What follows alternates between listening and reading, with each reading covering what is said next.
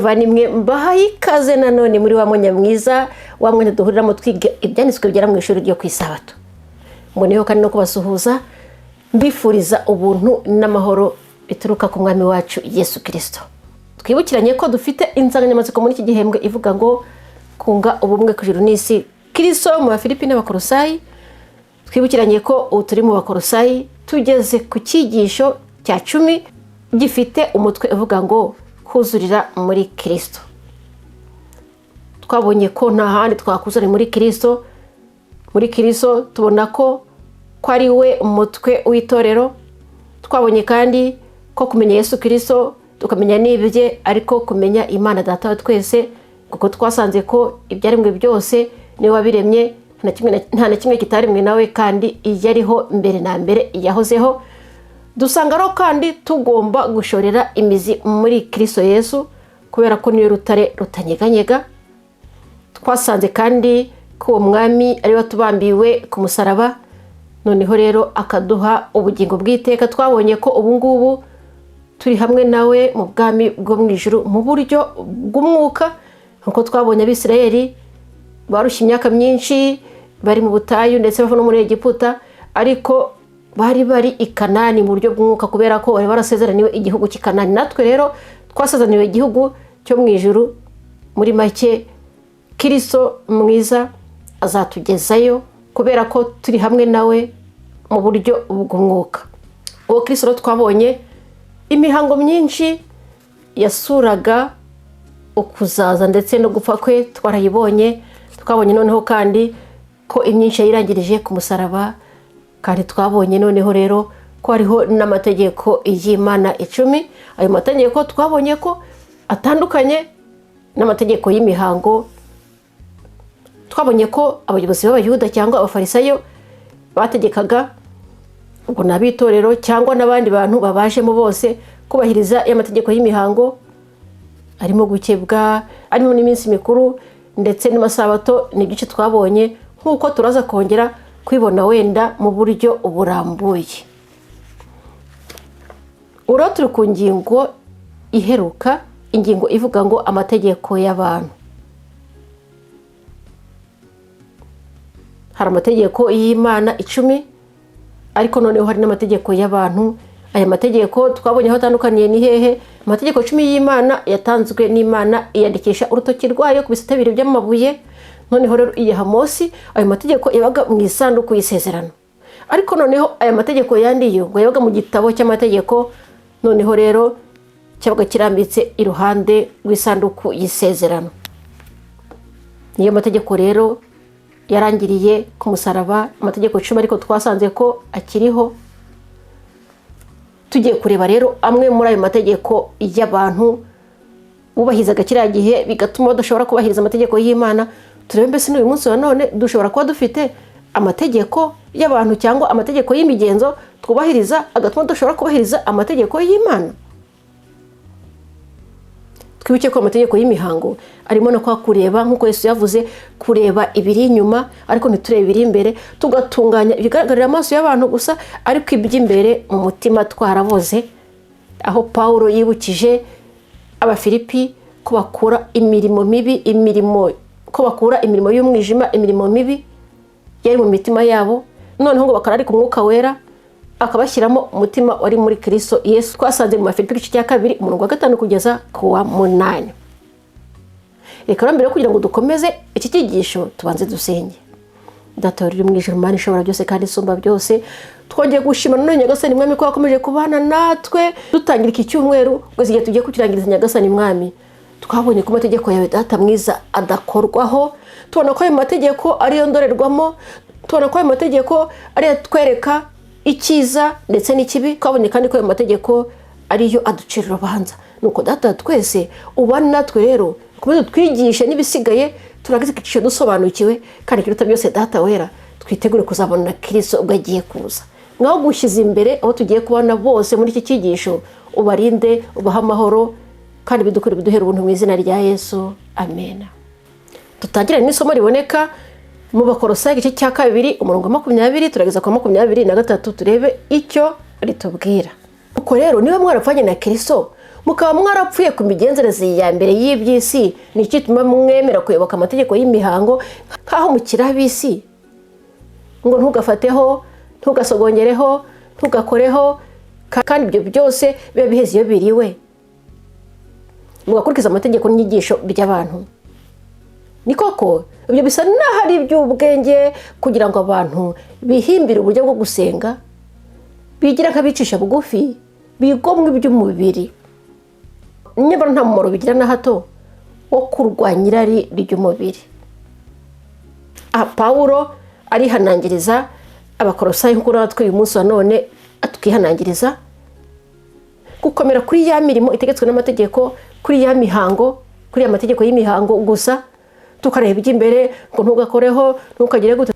Turaza kubibona aho bari bafite imihango myinshi cyane, bajya kurya ngo bajabike intoki.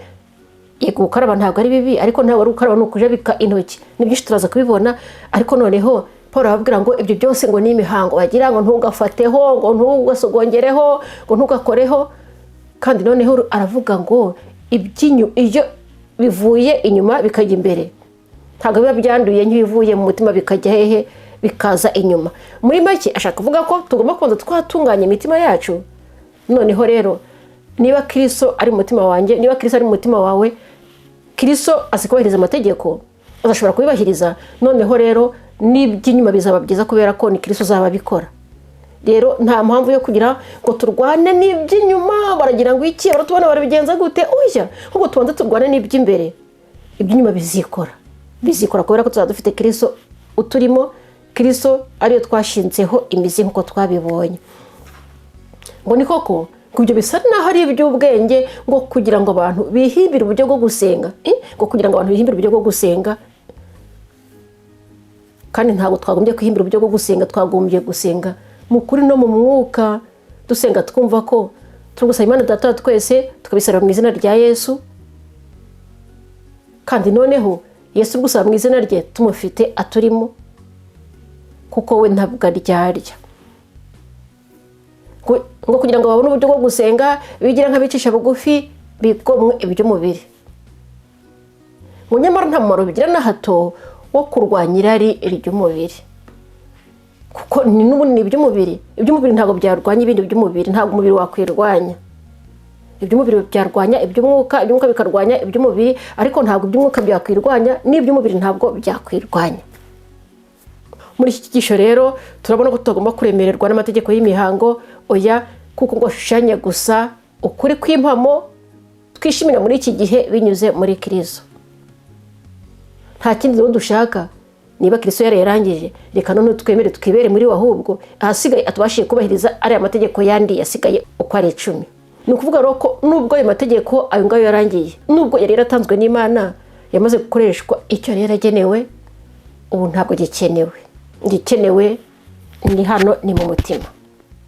Dukeneye gukebwa mu mutima, ntabwo dukeneye gukebwa ku mubiri. No ku mubiri gukebwa nta kibazo kubera ko ni isuku, ariko dukeneye gukebwa imitima, tukayegurira Yesu Kristo. Reka rero turebe amwe mu mategeko y'imihango bagenderagaho cyane, bashyiraga imbere. Reka tuyarebe ayariyo, ayo turi kubona ngo yararangiye, ayo turi kubona ngo ntakigezweho. Reka tuyarebe amwe muri yo ni ayahe. Tugiye gusoma muri Mariko igice cya 7 umurongo wa 1 turageza ku wa 13. Abafarisayo n'abanditsi bamwe bavuye i Yerusalemu bateraniraho i Yerusalemu. Babona abigishwa be bamwe barisha ibyo kurya byabo intoki zihumanye. Muri make intoki zihumanye byabaga bisobanuye ko muri make zitashabitse mu mazi, kuko ni ko umuhango wabo wari umeze. Kuko Abafarisayo n'Abayuda bose bataryaga batabanje kujabika intoki mu mazi ngo zibe zihumanuwe, bakurikije imigenzo y'abasekuruza. Imigenzo y'abasekuru tubonye ko ari imigenzo, ngo ni amategeko nyine. Kandi yabaga bavuye mu iguriro, ntibajyaga batabanje kwiyibiza mu mazi ngo babe bahumanutse. Hariho n'indi mihango myinshi cyane bategetswe n'abasekuruza babo kuziririza, nko kujabika ibikombe n'inzabya ndetse n'inkono z'imiringa. Ni byinshi bafite amategeko menshi abagenga. Abafarisayo n'abanditsi baramubaza bati, ni iki gituma abigishwa bawe bataziriza imigenzo y'abasekuruza bagapfa kurisha ibyo kurya intoki zihumanye? Arabasubiza ati, ariko se ubundi tubanze turebe. Gukaraba umuntu agiye kurya, yego umuntu wese yumva ko ari itegeko kubera ko aba ari kugira ngo umwanda atarya imyanda, ajya ibyo kurya bisukuye n'intoki zisukuye. None kubanza bajya kubiregera ngo Umwami Yesu ngo ni ukubera iki abigishwa bawe barya badakarabye? Urumva ni ikibazo cyo tubitekerezeho. Iryo ntabwo ryagombye ko ari itegeko, ni itegeko rigenga abantu kugira ngo barinde imibiri yabo, barinde ubuzima bwabo, ariko ntaho bihuriye no kurinda ubugingo bwabo. Nuko bati none abigishwa bawe kuki barya ibyo kurya batabanje kujabika intoki, nibura si no gukaraba batabanje kujabika intoki? N'uyu munsi wa none hari igihe dupfa ubusa, hari igihe duhimba ibyaha nko kujabika intoki. Ngo ntabwo nibura avuze ngo Mwami ngo kuki abigishwa bawe bariye badakarabye intoki, ngo kuki bariye batajabitse intoki? Natwe umunsi wa none hari igihe tujabika intoki mu buryo butandukanye, cyangwa hari igihe dushaka kugira ngo abandi bajabike intoki mu buryo butandukanye. Wowe niba washoboye kuzijabika ukumva ko na mugenzi wawe yazijabika, ariko burya hari icyo abashoboye nawe udashoboye. Ariko ikibazo umwana w'umuntu areba amafuti ari kuri mugenzi we, naka ntabwo yajabitse intoki, naka dore uko yambaye, naka dore uko areba, naka dore uko ameze. Ibyo ngibyo urabishinzwe. Ahubwo noneho nibona ko yitwaye nabi akaba bikubabaje, genda uvuka mu musengere, noneho uzabona imbaraga zo kuza kumwegera mubwira uti mugenzi wanjye ko yemeze gutya na gutya na gutya na gutya na gutya na gutya. Azabyumva kubera ko wamusengeye ari Umwuka Wera ukuyoboye kugira ngo umujyane. Ariko kubona ibyaha by'abandi buri gihe, ntuzabona ibyawe na rimwe, uzabona iby'abandi. Ikibazo rero uko tugenda tubona ibyaha by'abandi, dushakisha ibyaha by'abandi, byanze bikunze niko twiyibagirwa. Tukibagirwa ko ibyanditswe byera ngo turebe handitswe kubera ko twabonye ko ibyanditswe byera ni indorerwamo ngo twireberamo. None si niduta igihe tutari kureba mu ndorerwamo ngo turi kureba amakosa y'abagenzi bacu, tuzakosora ibyacu ryari? Reka rero dutungwe no kureba ibyanditswe byera, nitubona noneho rero mugenzi wacu, kubera ko tugomba gufashanya birumvikana, ariko noneho rero niyo mugenzi wamubonyeho ikintu kitagenda neza, nta kibazo, nikikubabaze koko ugende umusengere, numara kumusengera ugende umubwire, kandi azumva rwose kubera ko umwuka uzaba wakubwiye ngo umusengere, nawe azaba yamusanze yamwumvishije ko agomba kumva ibyo umwuka amubwira. Nuko abafarisayo bati rwose Yesu abigishwa bawe ntabwo bajya kurya ariko ntibajabike intoki. Arabasubiza ati Yesaya yahanuye ibyanyu neza, mwandyarya mwe, nkuko byanditswe ngo ubwoko bunshimisha iminwa yabo ariko imitima yabo indi kure. Byahozeho, ibyari biri icyo gihe n'uyu munsi wa none biriho. Bansengera ubusa kuko inyigisho bigisha ari amategeko y'abantu, ntabwo ari amategeko y'Imana. Amategeko byose byarebaga yavuyeho, bamaze kumenya gutandukanya icyatsi n'ururo. Noneho icyo bagomba kumenya ni amategeko y'Imana yandikishije, kubera ko niyo azabacira urubanza. Itegeko ry'Imana murirekera gukomeza imigenzo y'abantu, kandi ati musuzugura n'itegeko ry'Imana ngo muziririze imigenzo yanyu, kuko Mose yavuze ati ubahe so na nyoko, kandi ati uzatuka se cyangwa nyina bamwice. Ubu ni Mose bivuze muri ya mategeko twabonye yavuyeho. Nyamara mwebweho muravuga muti umuntu nabwira se cyangwa nyina ati icyo ngiye kumufashisha ni korubani. Iyo korubani bisobanurwa ngo ni ituro ry'Imana. Mose muri amategeko yavuze ko uzasuzugura se na nyina azicwa, ariko mu ijambo ry'Imana cyangwa mu mategeko y'Imana 10 haravuga ngo ubahe so na nyoko ngo kugira ngo uramire mu gihugu Uwiteka Imana yawe iguha. Muri make kutaramo harimo gupfa, ariko ntabwo ari ukuvuga ngo umuntu nasugura se na nyina bahita bamwica. Azicwa n'ibindi, azicwa n'iminsi, azicwa nuko yasuzuguye ababyeyi, ariko ntabwo agomba guhita yicwa. Ayo mategeko yose rero yaravuyeho muri kiriya gihe ubwo Yesu yapfira ku musaraba. Ayo mategeko yose yavuyeho, ahasigaye tugomba gusuzumirwa hehe mu byanditswe byera, mu mategeko y'Imana. Rero bari indyarya nk'uko Yesu yabyivugiye ati mwandyarya mwe. Indyarya zizi gusukura inyuma hagaragara, ariko mu mutima hagasigara haraboze. Turari ikigoro kugira ngo aya mategeko y'Imana tuyagumeho nk'uko twabibonye ko tutashobora kuyakurikiza twebwe ubwacu. Turareke Kristo aze muri twebwe, none n'abari muri twebwe niwe uzashobora kuyakurikiza muri twebwe. dukomeze ku murongo wa 12. Nyamara mwebweho muravuga muti umuntu nabwira se cyangwa nyina ati icyo najyaga kufashisha ni korubani, muba mutakimukundiye kugifashisha se cyangwa nyina, nuko ijambo ry'Imana mukarihindura ubusa kugira ngo mukomeze imigenzo yanyu yababayeho akarande. Muri make imigenzo bakomeje kwishyira imbere kandi mbaga badashobora kuzaherekana gato, ariko rero twabonye ko impamvu babikoraga ngo bwari ubujiji, ntabwo basobanukiye neza n'ubutumwa bwiza. N'uyu munsi wa none rero abakiri muri ya migenzo n'ubundi ntabwo basobanukiye na Yesu Kristo, ntibasobanukiwe n'ubutumwa bwiza. Reka dusaba Imana idusobanurire neza, idusobanurire ubutumwa bwiza uko bwakabaye kugira ngo dushobore kubuha n'abandi basobanukirwe. Noneho kwa kwibeshya ku mirimo itegetswe n'amategeko tubireke, tuyoboke ijambo ry'Imana icyo ritubwira aburyo dukurikiza byonyine. Ngo kandi hariho n'ibindi byinshi mukora nk'ibyo. Ahangaha Pawulo yavuze ibi bike, ariko hariho ibindi byinshi bakora by'imigenzo myinshi bakora, ibyo yakomezaga kubiyama ababwira ko ibyo byavuye ahubwo bayoboka Kristo wenyine gusa. Uyu munsi rero ubutumwa bwiza bushingiye kuri Kristo n'ibye byonyine, kubera ko twasanze ko ari we nzira yonyine ishobora kutugeza kwa Data. Kubera ko ayo mategeko yarangiriye ku musaraba, abakristo ntabwo bagitegetswe kuyakurikiza na gato. Iyo tuyiziritseho tuba twishushanyije rwose n'iby'iyi si, kandi tuzi ko iby'isi bishira, bikaba rero bihabanye n'isi nshya, ya si nshya twasezeraniwe muri Kristo Yesu.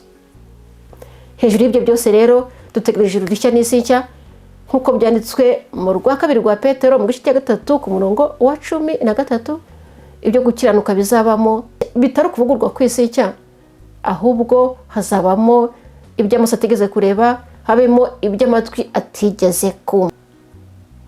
N'ubu turi hano muri iyi si hariho ibyo amaso yacu atigeze kubona, ariko ibyo amaso yanjye atigeze kubona si ukuvuga ko n'abandi bose amaso yabo atigeze kubibona. Ibyo amatwi yanjye atigeze kumva si ukuvuga ko n'abandi bose amatwi yabo atigeze abyumva. Ibi rero tuzabona ngo amaso atigeze kubona ni iby'umuntu wese wabayeho atigeze kubona cyangwa uzabaho, n'ibyo umuntu wese wabayeho cyangwa uzabaho ugutwi kwe kutigeze kumva.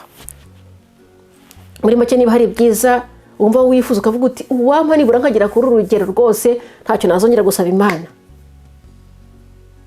Tubitekerezeho ibyo byose ngo twifuza, ibyo tutari twabona n'ibyo twabonye, byose n'iby'abami babonye tutabonye, n'iby'abakire ba mbere ku isi babonye tutabonye, ibyo tuzabona muri iki gihugu ntaho bihuriye n'ibyo ngibyo. Ngo tuzabona iby'amaso atigeze kubona, iby'amatwi atigeze kumva, ariko tuzabona ryari n'abazabanesheje batsinze uru rugamba.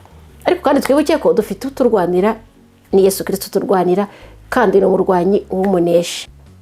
Niba rero tuzirikana impano ikomeye twahawe, impano ikomeye yatwunze n'ijuru, ari amaraso ya Yesu Kristo, tukaba tunejejwe noneho rero no kuyoborwa n'amategeko y'Imana y'ukuri, reka tunanishimire ko bidatinze tuzatura muri iyi si nshya, byose bihindutse bishya.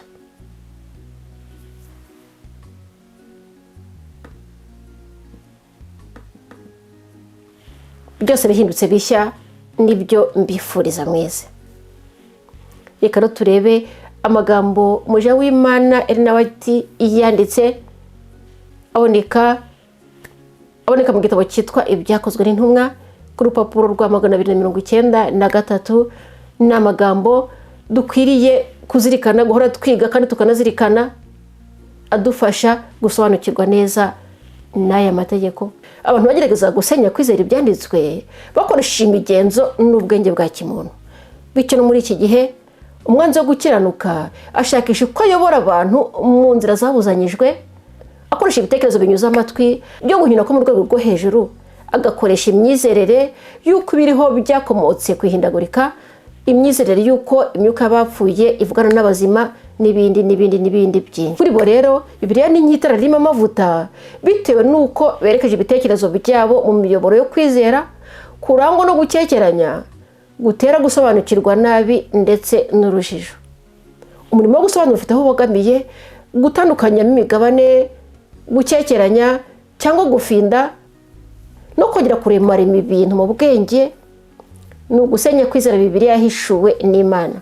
Umuyoboke wa Kristo azahura n'amagambo y'amoshya ari intumwa Pawulo yaburiye abizera b'Abanyakolosi ngo birinde. Azahura n'ubusobanuro bw'ibyanditswe bushingiye ku myizerere y'ubushobozi bw'umwuka, ariko ntabwo agomba kuzemera. Ijwi rye rikwiriye kumvikana ahamya ukuri guhoraho kw'ibyanditswe. Rigomba kumvikana kandi ahanze amaso kuri Yesu Kristo wenyine. Akwiriye kujya mbere ashikamye mu nzira yabigenewe, yitandukanye n'intekerezo zose zihabanye n'inyigisho za Kristo. Ukuri kw'Imana kugomba kuba ingingo atekerezaho buri gihe kandi azirikana. Agomba gufata Bibiliya nk'ijwi ry'Imana. Ni muri ubwo buryo azabona ubwenge mvajuru. Muri make dukeneye kumenya ubwenge twese, kandi ubwenge twasanze ko ari Yesu Kristo ubutanga.